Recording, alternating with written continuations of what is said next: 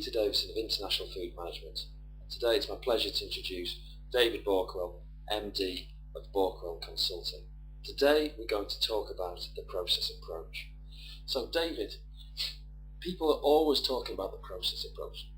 What is it all about? Well, it's interesting because many people, organisations, don't really understand the intent and the purpose of the process approach.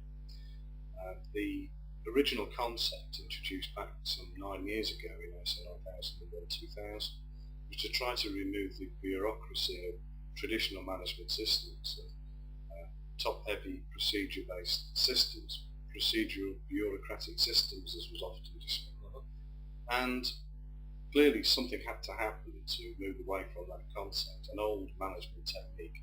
Casting our minds back to the 60s and 70s when flow charts were the rage, and then procedures became the rage.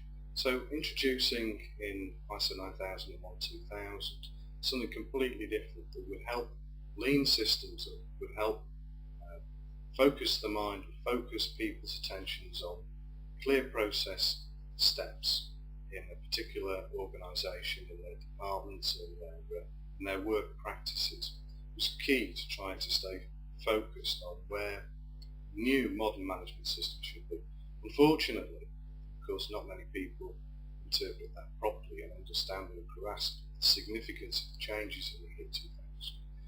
And there is still opportunity. There is still opportunity for organisations to improve their performance, improve their process clarity by good, effective understanding and use of ISO 9000 series. There are a lot of misconceptions, aren't there? So could you perhaps outline some of the main ones that people fall foul of? Well, mostly interpretation of what the process approach directly is. And the process approach is about understanding your activity steps. The process approach is about understanding how objectives and targets actually interface with those process maps. And typically, as I've just mentioned, people think that process mapping is flowcharting, going down the page, introducing lots of symbols, which overcomplicates the whole concept for individuals and users. Or in fact, if we tend to go, which is deemed now to be good process approach and good management systems practice, if we go across the page, typically from left to right, simple boxes, put the verbs in the boxes, what people do, it allows room underneath the boxes for responsibilities. We can identify critical control points very easily within those processes. We can keep protocols of what's applicable in that activity set, that process, to the minimum, so that page left to right bounds the process. There's only a limited amount of information that the brain likes to absorb. And anybody, if we're thinking about a newspaper, for example, very simple, what do? We look at the pictures first, then we go into the words. So is being brief really the only advantage, or is there more to it than that? I think there is more to it than that. Maybe that's subject for a further episode.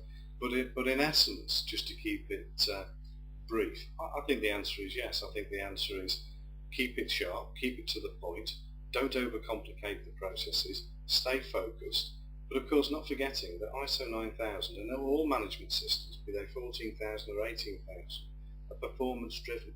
It's absolutely critical that we stay focused and clear, but ensure that the processes are able to connect with objectives and targets to demonstrate continual improvement. So we know we can use process approach in ISO systems. Would you use it outside of ISO systems? Absolutely. In fact, in all the management system standards, the concept of plan, do, check, act, and the interface and reliance back on ISO 9000, therefore the process approach, is fundamental in developing business management systems that deliver an holistic system.